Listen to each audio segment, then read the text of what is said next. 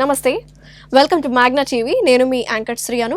ప్రస్తుతం మనతో పాటు ఉన్నారు ప్రముఖ సీనియర్ జర్నలిస్ట్ మహేష్ గారు ఉన్నారు. సో ఈరోజు టాపిక్ ఏంటంటే చావా మూవీ మళ్ళీ మార్చ్ 7న మన తెలుగు ఆడియన్స్ కోసమే రిలీజ్ అవ్వబోతుంది. సో గీతా ఆర్ట్స్ వాళ్ళు దీన్ని తీసుకున్నారు.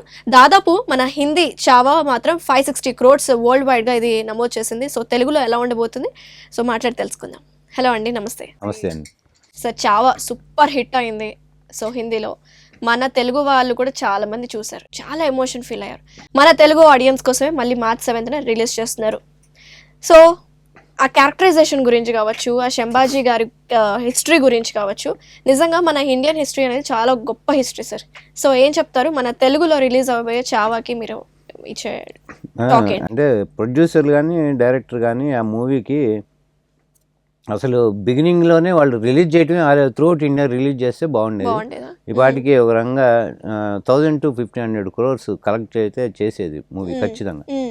ఇక ఇట్లా ఇప్పుడు రీమేక్ రైట్స్ మన అల్లు అరవింద్ గీతా ఆర్ట్స్ వాళ్ళు తీసుకొని రేపు 7th డబ్ చేసి మూవీ రిలీజ్ చేస్తున్నారు.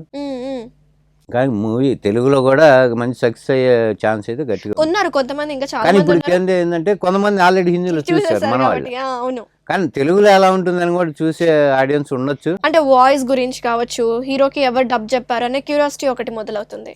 ఎన్టీఆర్ ఇన్వాల్వ్ అయ్యారు, ఎన్టీఆర్ జూనియర్ ఎన్టీఆర్ తో తెప్పించారు అనేది ఒకటి టాక్ వచ్చింది. కానీ అది వాయిస్ ఓవర్ ఇచ్చారా మూవీకి టోటల్ గా, లేకపోతే హీరోకి డబ్బింగ్ చెప్పడం అనేది కొంచెం కష్టమే. ఎందుకంటే అంత టైం స్పెండ్ చేసి ఆయన చెప్పాలి కాబట్టి అది కష్టమే. కానీ వాయిస్ ఓవర్ ఏదైనా ఇచ్చుండొచ్చు ఎన్టీఆర్.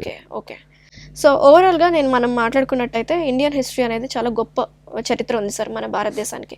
సో శంభాజీ గారి గురించి మనం ఎప్పుడు చిన్నప్పుడు ఎగ్జామ్ స్కూల్లో సోషల్ బుక్స్లో కావచ్చు చాలా తక్కువ చదువుకున్నాం.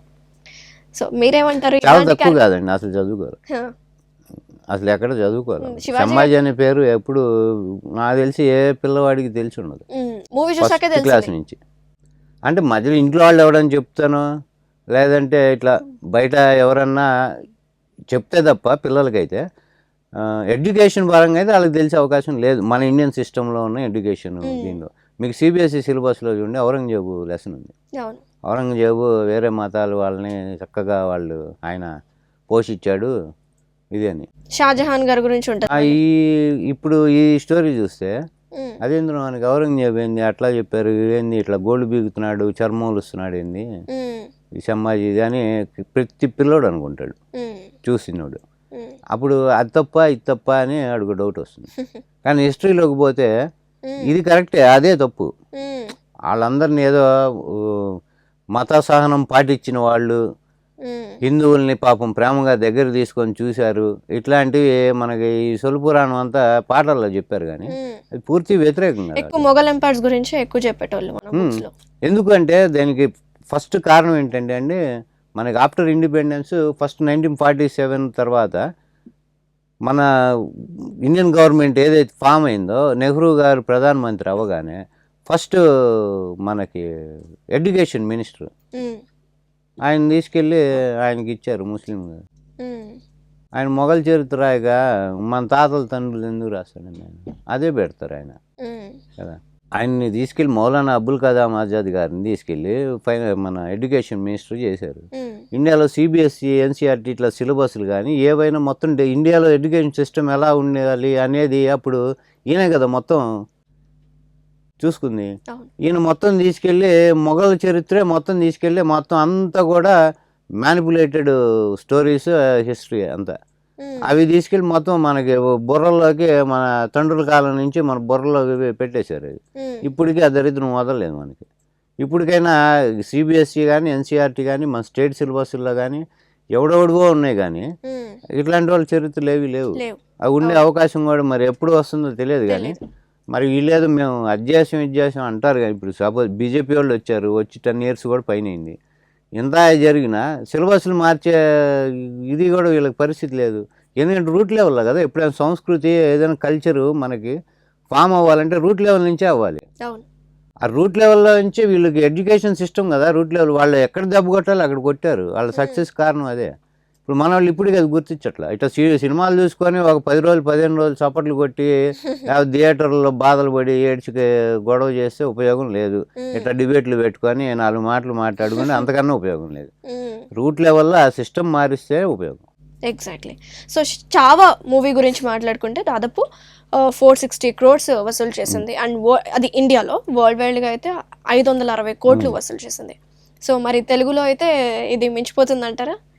అంటే అంత ఇంపాక్ట్ ఉంది. అది ఇండియా వైడ్ ఒక రంగం చాలా మంది మన వాళ్ళు హిందీలో చూశారు, కానీ అంత లేకపోయినా కానీ సినిమాకి అయితే మంచి టాక్ రావటం, కలెక్షన్లు అయితే బాగానే వస్తాయి. అంటే ఇన్ని కోట్ల అన్ని కోట్ల అని ఇప్పుడు అదే మన దరిద్రం, కోట్లలోనే సినిమాని లెక్కేస్తున్నాం. సినిమా ఎంతమందికి వెళ్ళింది, ఇంపాక్ట్ ఎంతవరకు ఉంది. నేనైతే ఈ సినిమాకి కలెక్షన్ కన్నా ఇంపాక్ట్ కోరుకుంటాను. ఈ సినిమా ఈ మూవీ ఇంపాక్ట్ జనాల్లోకి వెళ్ళాలి అనేది కోరుకుంటున్నా, కానీ ఎన్ని డబ్బులు వస్తాయో డబ్బులు రావు అనేది మనకొద్దు. ఎందుకంటే దానివల్ల ఉపయోగం లేదు. ప్రొడ్యూసర్కో ఎవరికో తప్ప ఎవరికి ఉపయోగం? ఎంత డబ్బులు వసూలు చేస్తే చెప్పండి, జనానికి ఏమైనా ఉపయోగం? జనం కాకపోతే దానిలో ఉన్న ఎసెన్స్ ఎంతవరకు వీళ్ళు తీసుకుంటారని మనకు కావాలి. ఎందుకంటే అది మన చరిత్ర ఎంత గొప్పది అని, మన పూర్వీకులు ఎంత గొప్పవాళ్ళు, మన చరిత్ర ఎంత గొప్పది, వీళ్ళు ఎంత దుర్మార్గులని ప్రతి ఒక్కడికి తెలుస్తుంది. అది వాళ్ళల్లోకి వెళ్తే చాలు మనకి, అది కోరుకుందాం మనం. డబ్బులు ఎంత కలెక్షన్ అనేది మనకే రూపాయి రాదు, అంతే కదా. అంతే. ఛత్రపతి శివాజీ మహారాజ్ కొడుకు సంభాజీ చరిత్ర అనేది అది రియల్ కాదు, కొంతమంది ఫేక్ అంటున్నారు సపోర్టర్స్, కొంతమంది నాన్ సపోర్టర్స్ ఇట్లా ఫేక్ అంటున్నారు. ఇది ఎంతవరకు కరెక్ట్ అసలు? మన అదే కొంతమంది ఇప్పుడు వాళ్ళెవరో లాస్ట్ ఇక్కడ జరిగింది, వాళ్ళంతా బొంబాయిలో కొంతమంది ఎవరో ఒక షిర్కే అని వాళ్ళ వంశస్థులు ఎవరో కేసు ఫైల్ చేస్తామంటే ఈ డైరెక్టర్ సారీ చెప్పాడని, లక్ష్మణ్ ఉటేకర్.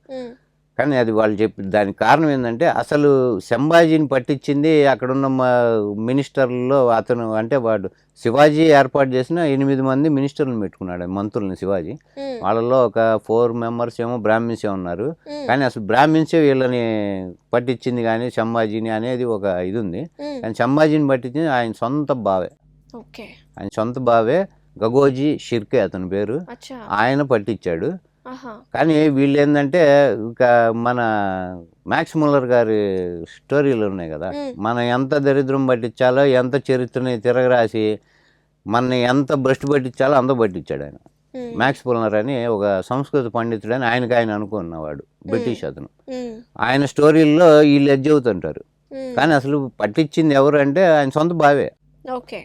డబ్బుడు కమ్ముడు బేడో మరి దేనికో కానీ ఆయన పట్టించింది. కానీ ఇతను వీళ్ళేమో ఈ రకంగా మాట్లాడుతుంటారు. కానీ అసలు సంభాజీ చరిత్ర కరెక్టా కాదా అనేది చూసుకుంటే అసలు ఔరంగజేబు దగ్గర ఆయన ఆస్థానంలో ఉండి ఆయన చూసినవి, ఆయన ఏమేం చేశాడు ఏంటి అతనితో అన్నట్టున్నాయి. కాఫీ ఖాన్ అనే అతను రాసిందే ఉంది చరిత్ర ఇదే.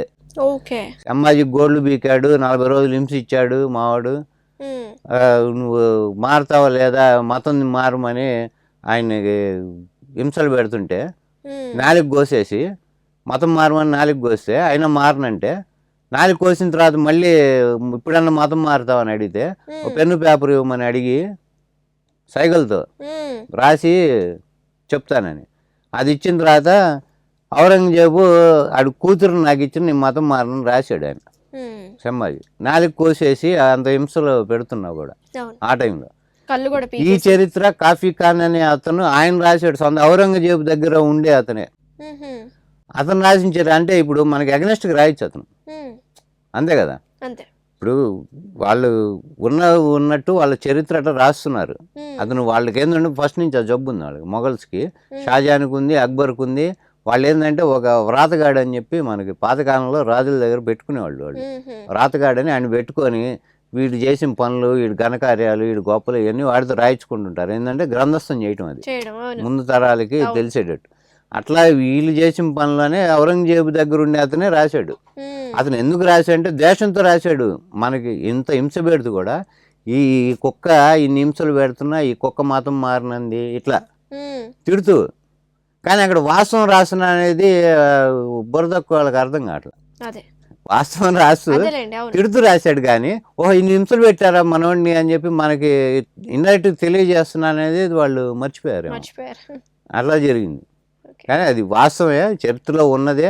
కాబట్టి వీళ్ళు ది మొఘల్ ఎంపైర్స్ అని బుక్ ఉంది, అందులో ఇతను ఒక సెపరేట్ చరిత్ర కాఫీ ఖాన్ అని అతను రాసింది ఒక అధ్యాయం, అందులో క్లియర్గా ఉంటుంది.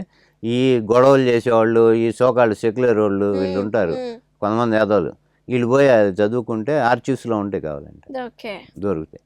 వెరీ నైస్ అండి, థ్యాంక్ యూ.